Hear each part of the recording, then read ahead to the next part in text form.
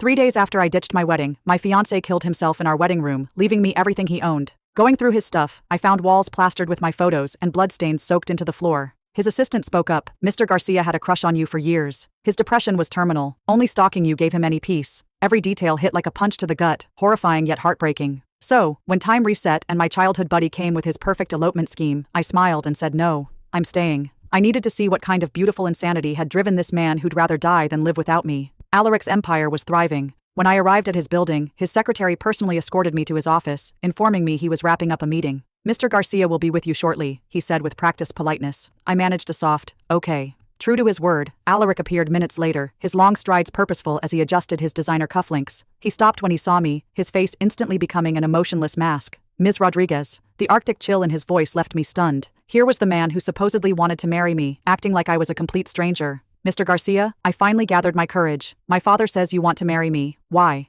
His reply was pure ice. If I want to marry someone, I will. No reason needed. What an arrogant peacock. I'll see myself out then, I muttered, grabbing my purse. For the first time, Alaric's perfect composure cracked. Leaving already? I caught his expression, the flash of panic, the way his face drained of color, the self-loathing that flickered in his eyes. Yet he still stepped aside, ready to let me walk away. God, if I wasn't absolutely certain this impossible man had feelings for me, I'd think he was playing some cruel game. With a sigh, I reached for his sleeve. How about dinner together? The tension between Alaric and me had his poor assistant sweating bullets. When I headed out, he kept tripping over himself. Ms. Rodriguez, Mr. Garcia, just doesn't get along with girls. Please, don't be mad. Oh, I'm not mad. I flashed a smile. Actually, I'm a bit into him. Exactly my type of eye candy. The office door was cracked. Through the gap, I caught Alaric touching his face, looking like he'd been hit by a truck. I smirked and continued. Got dinner plans with your boss tonight. Make sure he doesn't ghost me. The guy nodded like a bobblehead, probably scared I'd change my mind. I clicked my way out in my Louboutins. The second I hit the street, Marvin's name lit up my phone. Marvin was the childhood friend I'd mentioned. I killed the call without blinking, tilted my head back to the sky, and let my mind drift. Marvin treated me quite well. He'd always been the one who truly cared about me. But whether it was a childhood bestie or just some normal friend, everything just faded with time, just like the past life. He got himself a wife, started a family, and suddenly I wasn't worth his time anymore. When I got stranded in those mountains with the exploration team, I called him desperate for help. His wife picked up ripped into me about being some sad, lonely spinster. And Marvin? He was right there. I could hear him breathing, but he didn't say a damn word. I died up there in those mountains. Never did find out if he even gave a shit when he heard the news. Alaric showed up early for dinner, and man, the vibes were Arctic-level frigid. I tried everything to get a conversation going, but he was like a black hole sucking the life out of every word I said. Small talk wasn't even an option. Finally, I got fed up and slammed my fork down. Look, Mr. Garcia, if you're gonna act like this, maybe we should just call off the marriage. His throat bobbed and he mumbled, sorry. I wasn't waiting for an apology. Jesus, talking to him is nightmare. You're a remarkable CEO, crushing it in boardrooms, reading people like books. But with me, you're just, makes me think you can't stand me. Alaric went white, fingers digging into his palm till blood showed. It's not that. He choked out, I've just never been this close to you before. It's kind of weird. His sudden confession hit like a bomb. That nervous, lonely look, along with the blood marks in his palm, didn't seem fake. His assistant's words suddenly came to my mind. His depression was killing him. You were his only lifeline. My curiosity piqued. Mr. Garcia, I called out. Have we met before? Alaric's lips quivered as he stared out the restaurant window. We do. When? I pressed further. But he clamped up, wouldn't say another word. Fine. He's a total doofus. I started cutting my steak, done trying. Alaric went quiet too, clueless about the tension. His eyes tracked my every move, my lips, my neck, the wine sliding down my throat. His Adam's apple jumped, then froze like he caught himself. I shot him a look. He whipped his head away, face pale, blood beading where he'd bitten his lip. Jesus Christ, just look at me properly if you want to. We're getting married, Mr. Garcia. Can you act normal for once? The secret photos, the people watching me, bribing my housekeeper. If I hadn't watched him die in my past life, I'd have called the cops on his stalker ass. But he was sick. That's what his assistant said. I need to be more patient with him. I grabbed his hand, ignoring how he tensed up, and cleaned the bloody crescents his nails left in his palm with a tissue. These are beautiful hands. Stop hurting them. He just stared at my face. Finally, he asked, so, you'll marry me? Did you leave me a choice? I blinked at him. His throat bobbed. Actually, if you don't want to, you could, what? Run away? Or rush up to you and curse, saying I'd rather die than marry you. I met his eyes. That would be easy for me. But Alaric, what about you? We both knew the answer. He'd die. In my last life, I thought he was pathetic, killing himself over my absence instead of facing me. But now, I can't bear to watch him die again. Alaric was a genius, no doubt about it. With sharp insight and a mysterious background, he caught everyone's attention in the country. His rivals turned over every rock trying to dig up dirt, but came up empty. All they could do was watch him ride the tech wave straight to the top. One casual conversation from him could leave the mighty old money gasping for air. And yet this man, at the peak of his power, ended his life over a woman. In that past life, he became a global joke. The king of simps, they called him, while his enemies fanned the flames of mockery. I couldn't let any of that happen again. On the way home, my mind was never at rest. Looking at Alaric's stone-cold face beside me, I decided to talk to his assistant sometime. I've got no clue how to handle this guy. And his depression, there must be a way. The black rolls finally stopped outside my house. As luck might have it, we ran into Marvin carrying some pastries.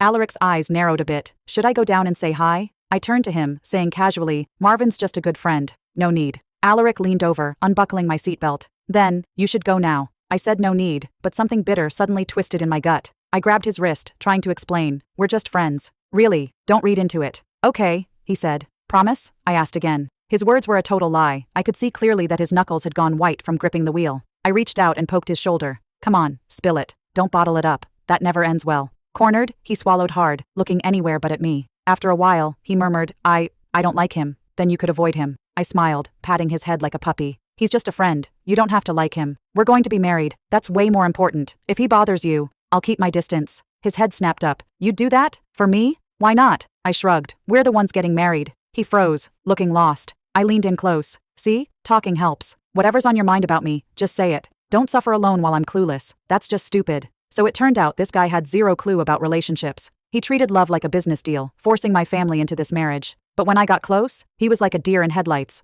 Romance was completely foreign to him. Fine, I could just teach him. Marvin watched me climb out of Alaric's ride, squinting with uneasiness. Once the car disappeared, he came at me. So you're really gonna marry this guy? He's handsome, rich, and has a good reputation. Most importantly, no scandals. Why wouldn't I? But, he choked on his words. All flustered and pissed off, he finally spat it out. Do you even like him? Since when does love matter in our world? I shrugged. He's a good match. Marvin's eyes went wide, nearly shouting, you know we match bet. Marvin! I shut that down hard. I'm getting married. Don't say shit that'll mess things up. Then I walked away, leaving him in the dust. To be honest, even in this second life, I still couldn't figure Marvin out. When he was being good, he was amazing, like that time he hit up every tiny town just to find me some necklace. When he was being bad, he was trash. Still couldn't even remember my birthday now. In the past life, I practically begged him to marry me, but he shot me down, saying he needed more time to live a little. Yet when he was on a trip, he fell in love with a sweet young girl at first sight and just married her. Didn't even take 3 months. His wife minded my presence a lot, so I did the smart thing and ghosted. But I never thought it would become a final farewell. Maybe Marvin might feel a bit sad when he heard about my death. After all, when his dad and stepmom beat him over his brother's bullshit, I stayed with him sitting on that rooftop all night, counting stars until dawn. Through the glass walls, I watched him, all furrowed brows and sharp focus, that tailored suit making him look like he ate CEOs for breakfast. I killed time in the lounge, trying to get info from his assistant. But he was like a vault dodging questions, playing dumb, when I brought up Alaric's condition. Hey, wouldn't honesty help him more? I insisted. But he doesn't want you knowing. The assistant hesitated. He wants to stay perfect in your eyes. He really wants you to depend on him. What are you talking about? Alaric walked in, loosening his tie, looking drained.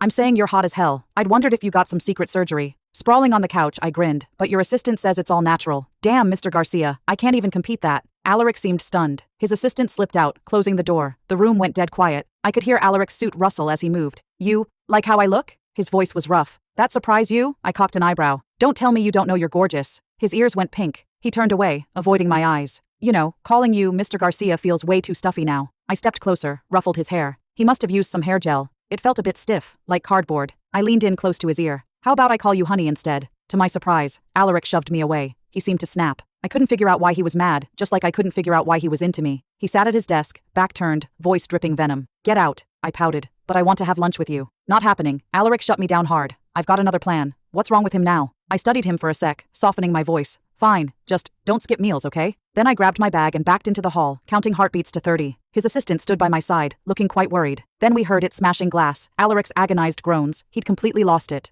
I turned to the assistant, locked eyes with him, while he tried to look anywhere else. Ready to spill the truth yet? While he was still squirming, I pushed that door wide open. Alaric was a mess. Huddled in the corner among broken glass, knees pulled to his chest. Blood dripped from his fingers, from the glass, or his own nails. I couldn't tell. I crunched across the glass toward him. My heels made the shards sing. He curled tighter, shoulders shaking, wouldn't look at me. Hey, I touched his shoulder. What happened? He was too tall to hug properly. I crouched beside him, carefully picking glass from his palm. He finally looked up, voice raw. Disgusting, right? What, your hands? I stared at those artist's fingers, long and elegant. Is he blind? They're beautiful. I kissed his fingertips. Absolutely beautiful. His eyes stayed dark. Did you tell them that too? What? The sweet talk, the caring, calling them honey. Did all your exes get the special treatment? My silence said everything. So that's what broke him. Not trauma from the honey thing, just pure jealousy. This powerful man, destroyed by love. I gently brushed his damp hair. You idiot. I dated a lot, hot and loaded. I had guys lining up. Sure, I caught feelings sometimes. You know, dating and marriage are totally different ballgame in our world. My dad laid it out straight play around all I want. But marriage? That better be strategic. I helped him up, got him on the couch, let the cleaner clean up his mess, got him water playing nurse.